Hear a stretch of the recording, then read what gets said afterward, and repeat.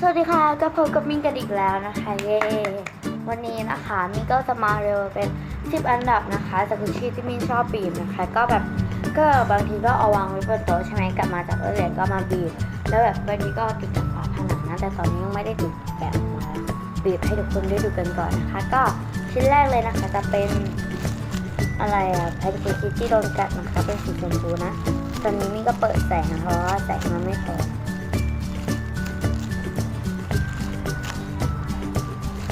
แบบมันนุ่มมากไปดูชิ้นที่2เลยชิ้นที่2นะคะก็จะเป็นเป็นมังกรลองคุกกี้แล้วตรงนี้นะค่ะจะสีชมพูนะเยอะจังเลยถ้าส่งมาอีกเหรอจ้า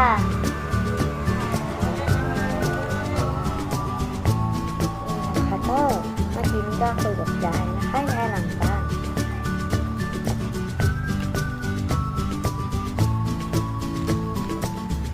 แบบมันนุ่มไงก็เลยแบบชอบบีบนะคะเห็นไหม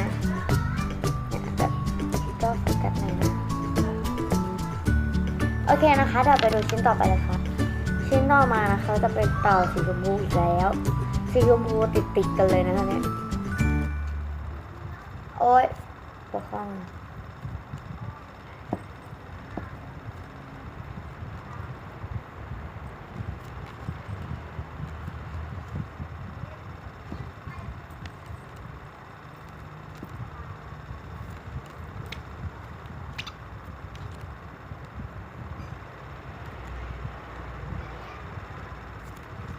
โอเคนะคะเดี๋ยวไปดูชิ้นที่4กันเลย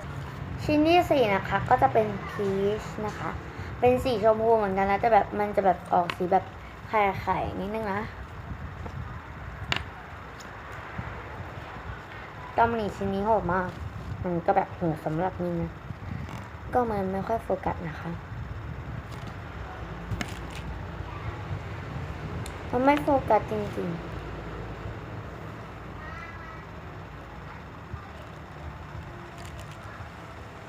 แบบมันไม่โฟกัสนะก็ไม่เป็นไรนะคะนี่ถ้าแบบนี้เราจะแบบค่อยๆโฟกัสนะโอเคก็นี่จะเป็นพีชนะคะก็มันก็แบบออกสีชมพูปะ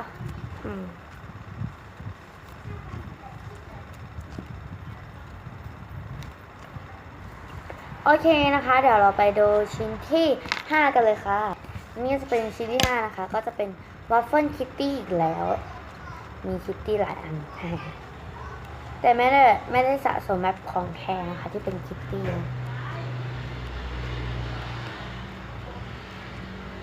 มันก็แบบนุ่มๆนะก็แบบบีบอยู่บ่อยๆนะคะ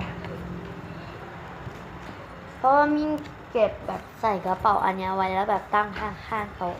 ข้างหลังก็ตรงนี้มันอาจจะแบบรกๆหน่อยนะคะเพราะว่าเป็นตรงนี้มันเป็นที่เก็บของแล้วแบบตรงนี้มันเป็นชั้นหนังสือนะ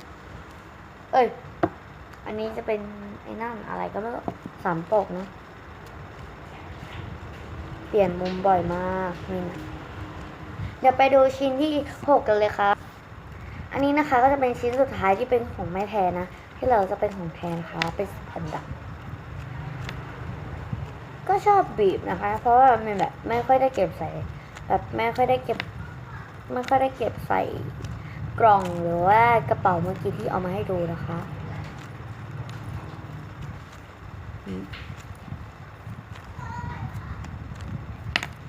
มันนุ่มทุกชิ้นนะคะที่มินรีวิวมาเดี๋ยวไปดูอันดับที่1ของแท้กันเลยอย่างแรกนะคะก็จะเป็นฟันค่ะนุ่มมาก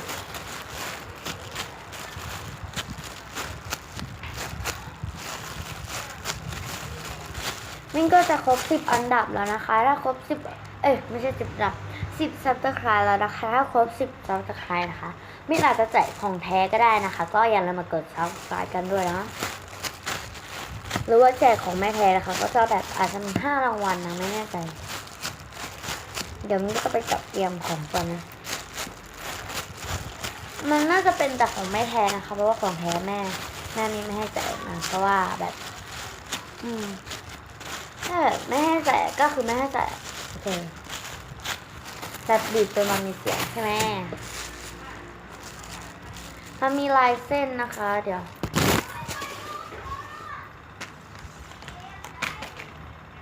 โอ้ยตกลายเส้นของมันนะคะ เดี๋ยวแป๊บนึงนะ เดี๋ยวขอไปหาก่อนโอเคนะคะ นี่ก็จะเป็นลายเส้นของมันนะเนี่ยเห็นเปล่าอะ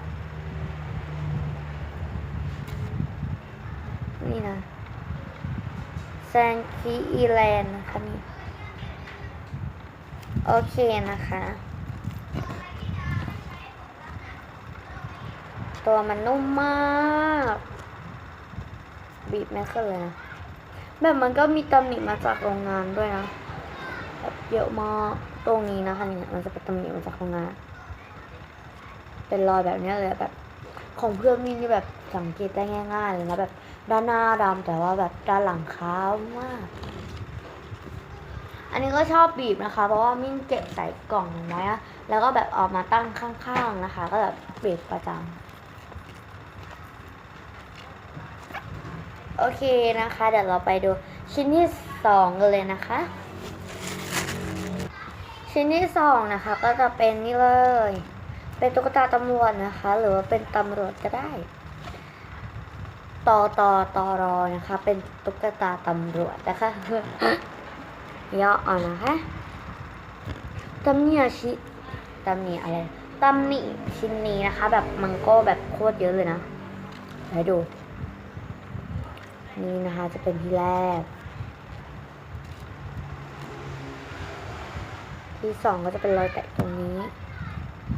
แบบทั่วเลยนี่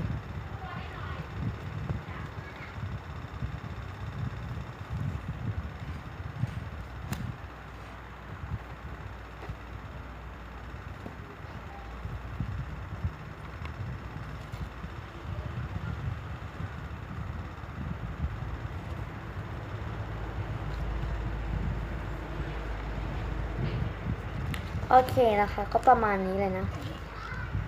โอ้ยฟินเวอร์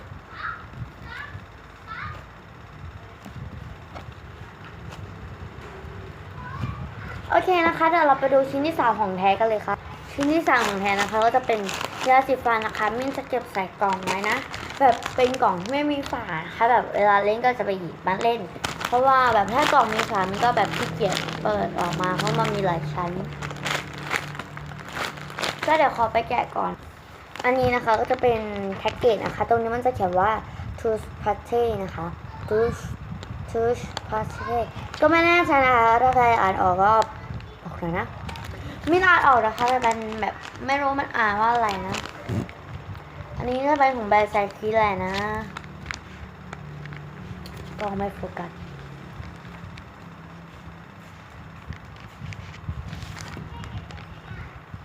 เห็นปะ Do not eat นะคะแบบไม่ได้ซื้อมาในราคา80นะนี่ก็ด้านหลังก็มีลายเส้นเหมือนกันอ้าวอันนี้มันด้านหน้าเดี๋ยวนี่เลยลายเส้นนะคะ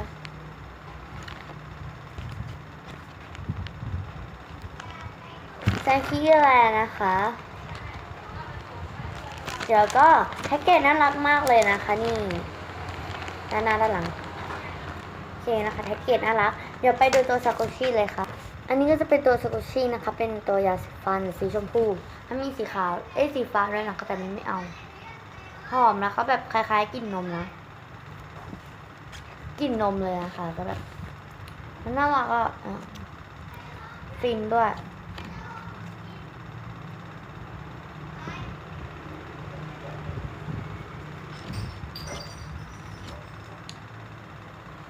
อันนี้ก็จะเป็นลายเส้นนะคะมันจะเขียนว่า Sunny Squishy นะอันนี้เห็นได้ชัดเจนเลยนะเนี่ย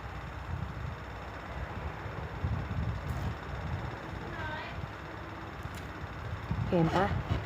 Sunny Squishy นะแต่แท็กเกจมันเป็นของแซงคีแลนด์นะคะก็ได้จะเป็นของแซงคีหรือไม่ก็ไม่แน่ใจนะคะถ้าใครรู้ก็แบบคอมเมนต์บอกไปนะ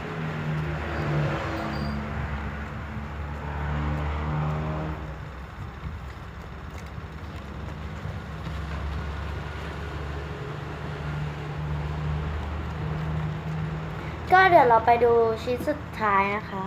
ที่เป็นของแท้กันเลยนะ อันนี้ก็จะเป็นชิ้นสุดท้ายนะคะที่มิ้นชอบบีบเพราะว่ามันก็ใส่อยู่ในกล่องเดียวกันกับยาสีฟันนะ กับยาสีฟัน มันไม่ค่อยสโลว์นะคะสโลว์นะโอเคนะคะก็จะเป็นบานาน่านะคะของแบรนด์แจงกี้แรงมีกลิ่นหอมเหมือนกันนะอันนี้แบบจะเห็นชัดเจนตัวนี้นะคะไม่มีลายเส้นนะอันนี้จะเขียน Hello นะคะแล้วก็เป็น Do Not Eat ด้านหลังนะคะเป็นคำเตือนต่างๆมันบอกว่าเด็กที่มีอายุ15ปีต่ำกว่า15ปีห้ามเล่นนะคะแต่แบบก็เล่นกันทุกคนปะถึงเด็กปแบบป .4 ยังเล่นเลยอะที่โรงเรียนป .3 ก็เล่นป .2 ก็เล่นเด็กอนุบาลโรงเรียนนี่ยังเล่นเลยทำไมจะเล่นไม่ได้อะ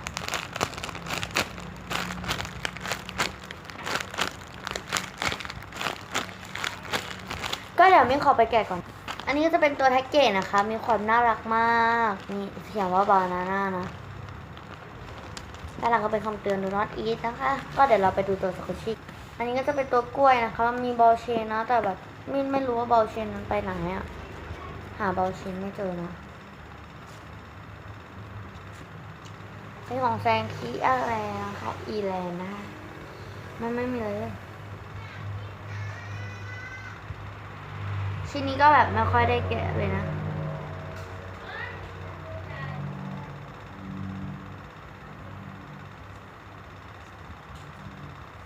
ก็นี่นะคะจะเป็นกล้วยสีชมพูนะคะมันก็มีสีเดียวไหมนะไม่รู้นะ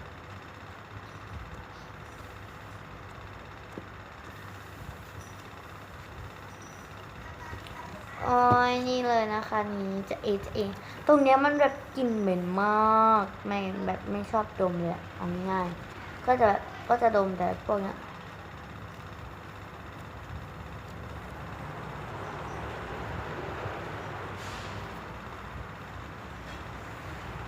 ชอบบีบนะคะเพราะแบบมันสโลว์คลิปนี้นานขออภัยนะมิ้งก็จะพยายามลงคลิปทุกวันนะคะแต่แบบว่ามันยังไงอ่ะ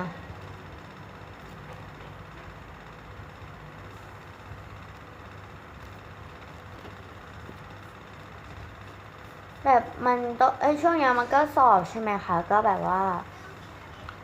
ก็แบบมันไม่มีเวลาถ่ายคลิปมันต้องอ่านหนังสือสอบอะเพราะว่ามิ้งก็อยู่ป .6 มันต้องไปสอบเข้าม.1อะแต่ถ้าแบบอาทิตย์หน้าแบบครูเขาให้เอาโทรศัพท์ไปได้ก็เดี๋ยวมิ้นจะไปถ่ายที่โรงเรียนนะคะอันนี้มันไม่ใช่โทรศัพท์มิ้นมันเป็นโทรศัพท์แม่เพราะว่ามิ้นก็ไม่มีโทรศัพท์ขอพ่อซื้อพ่อยังไม่ซื้อให้เลยรอจนกว่าพ่อจะซื้อให้เนี่ยเสียใจมากเพื่อนในห้องมีโทรศัพท์กันหมดแล้วนะแล้วเหลือมิ้นคนเดียวที่ไม่มีอ่ะ